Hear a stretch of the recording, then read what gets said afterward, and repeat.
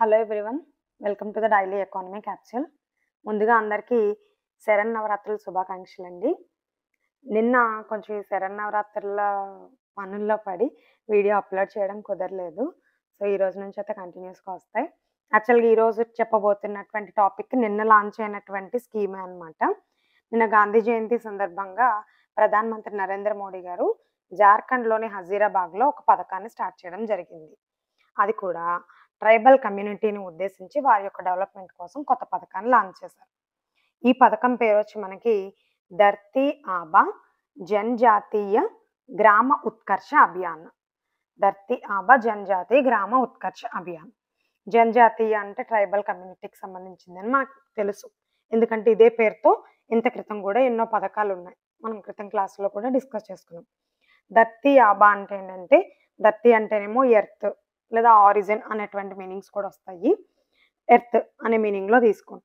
ఆబా అంటే కొన్ని లాంగ్వేజెస్లో ఫాదర్ అనేటువంటి మీనింగ్ ఉంది. సో ధర్తీ ఆబా అంటే ఏంటంటే ఫాదర్ ఆఫ్ ఎర్త్. నిన్న జాతిపిత మహాత్మా గాంధీ గారి జయంతి కాబట్టి ఆ ఉద్దేశం వచ్చేలాగా ఆయనకు అంకితం చేస్తూ ఈ పథకాన్ని స్టార్ట్ చేయడం జరిగిందనమాట. సో ఇది ఇంతకుముందు మనం వీడియోలో డిస్కస్ చేసుకున్నటువంటి ప్రధాన్ మంత్రి జనజాతీయ ఉన్నత గ్రామ అభియాన్ పథకం యొక్క ఫీచర్స్తోనే ఉంటుంది. ఫీచర్స్లో ఎటువంటి మార్పు పెద్దగా ఏమీ లేదు. చిన్న చిన్న డేటా మార్పులు ఏమన్నా ఉంటే ఉంటాయి అంతే.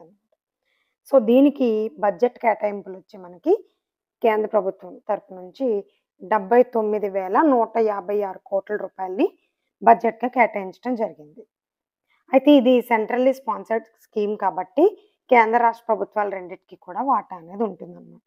ఈ పథకం యొక్క ప్రధాన ఉద్దేశం ఏంటి అంటే 17 మినిస్ట్రీలని కలుపుతూ ఆ మినిస్ట్రీలన్నిటిలోని కూడా ట్రైబల్ ఏరియాస్లో, ముఖ్యంగా హిల్లీ ఏరియాస్లో ఏవైతే అవకతవకలు ఉన్నాయో, ఎక్కడైతే గ్యాప్స్ ఉన్నాయో వాటన్నిటిని గతిశక్తి పోర్టల్ని ఉపయోగించి ఫైనాన్షియల్గాను ఫిజికల్గాను అన్ని రకాలుగాను కూడా ఆ గ్యాప్స్ని మానిటర్ చేస్తూ ఉండాలన్నమాట ఎప్పటికప్పుడు.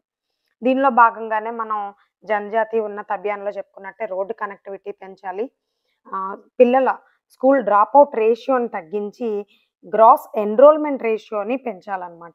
ఇది స్టేట్ లెవెల్లో, డిస్ట్రిక్ట్ లెవెల్లో, బ్లాక్ లెవెల్లో అన్ని లెవెల్స్లోని కూడా ఈ గ్రాస్ ఎన్రోల్మెంట్ రేషియోని పెంచాల్సి ఉంటుంది.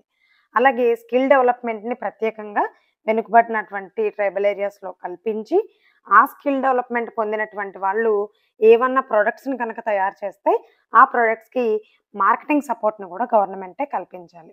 అదేవిధంగా గ్రామ సడక్ యోజన కింద రోడ్డు కనెక్టివిటీని పెంచాలి.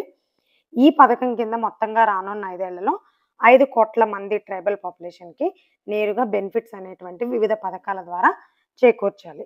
వీటిని గ్రామాల వారీగా చూసుకున్నట్లయితే కనుక దేశవ్యాప్తంగా ట్రైబల్ పాపులేషన్ నివసిస్తున్నటువంటి గ్రామాలు 63,843 గ్రామాలు.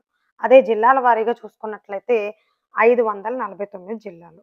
వీటిలో మళ్ళా ప్రత్యేకంగా బాగా వెనుకబడినటువంటి జిల్లాలని ముందు ఆస్పిరేషనల్ డిస్ట్రిక్ట్స్గా గుర్తించి వాటికి ప్రత్యేకమైనటువంటి సదుపాయాలు కల్పించి యుద్ధ ప్రాతిపదికన ముందు వాటిని డెవలప్ చేయాలి అని చెప్పి కూడా డిసైడ్ చేశారనమాట.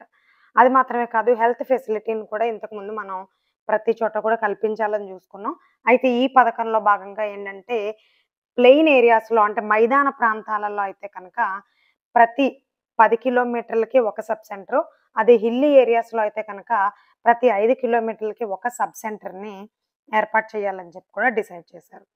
సో ఈ విధంగా 17 మినిస్ట్రీల కింద ఉన్నటువంటి ప్రాబ్లమ్స్ అన్నిటినీ సార్ట్అవుట్ చేసుకుంటూ ట్రైబల్ పాపులేషన్ని వారి యొక్క అభ్యున్నతిని ముందుకి తీసుకురావాలి అనే ఉద్దేశంతో ఈ పథకాన్ని అయితే తీసుకురావడం జరిగిందనమాట. ఇది మనకి జనజాతి ఉన్నత అభియాన్ రెండు కూడా ఇంచుమించు ఒకటే ఆస్పిరేషనల్ గోల్స్తో తీసుకురావడం జరిగింది. సో అయితే ఏంటంటే ఇది ఇప్పుడు ఈ సంవత్సరం లాంచ్ చేశారు కాబట్టి ఎగ్జామినేషన్ పాయింట్ ఆఫ్ వ్యూలో చూసుకుంటే మనం దీనికే కొంత ఇంపార్టెన్స్ ఇవ్వాలన్నమాట, కొత్త పథకం కాబట్టి. సో ఛానల్ని ఎవరైనా సబ్స్క్రైబ్ చేసుకోకపోతే కనుక సబ్స్క్రైబ్ చేసుకోండి. వీడియో నచ్చినట్లయితే లైక్ చేయండి, మీ ఫ్రెండ్స్కి షేర్ చేయండి. అండ్ క్వశ్చన్ అయితే కింద ఇవ్వడం జరుగుతుంది, దానికి తప్పనిసరిగా ఆన్సర్ పెట్టండి. అండ్ ఇంకొక చిన్న రిమైండర్, ఆర్ఆర్బీ ఎన్టీపీసీ క్లాసులు స్టార్ట్ అయ్యాయండి.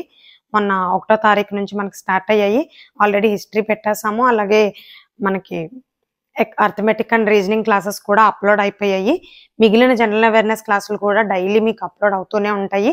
అండ్ ప్రతిరోజు టెస్ట్ ఉంటుందండి. మీ అందరికీ తెలుసు ఆర్ఆర్బీ ఎగ్జామ్స్ అనేవి 3 నెలలకు ఉండొచ్చు, 6 నెలలకు ఉండొచ్చు, సంవత్సరానికి కూడా ఉండొచ్చు. ఎప్పుడున్నా సరే ఎగ్జాము CBT 1 ఎప్పుడు జరిగినా కానీ అప్పటి వరకు కంటిన్యూస్గా ప్రతిరోజు టెస్టులు జరుగుతాయి. అండ్ గ్రూప్ 2 వాళ్ళకి యథావిధిగానే ఎప్పుడు ప్రతిరోజు నిత్యం టెస్టులు జరుగుతూనే ఉంటాయి. నిత్య కళ్యాణం పచ్చతోరణం లాగా మిషన్ పాసిబుల్లో 365 రోజులు కూడా గ్రూప్ 2 వాళ్ళకి టెస్టులు జరుగుతూనే ఉంటాయి, ఏపీ తెలంగాణ వాళ్ళకి. సో ఒకవేళ వీలైతే కనుక చెక్ చేయండి. అండ్ క్లాసెస్ అయితే కనుక ఏ సబ్జెక్ట్ ఆ సబ్జెక్ట్, ఎకానమీ, ఎస్ఎన్టీ, అలాగే హిస్టరీ క్లాసులన్నీ కూడా అవైలబుల్గా ఉంటాయి అన్నమాట. ఏపీ హిస్టరీ అన్నీ ఉంటాయి. ఒకసారి మన యాప్ లింక్ డిస్క్రిప్షన్లో ఇస్తాను, అవి కూడా చూడండి. Thank you so much.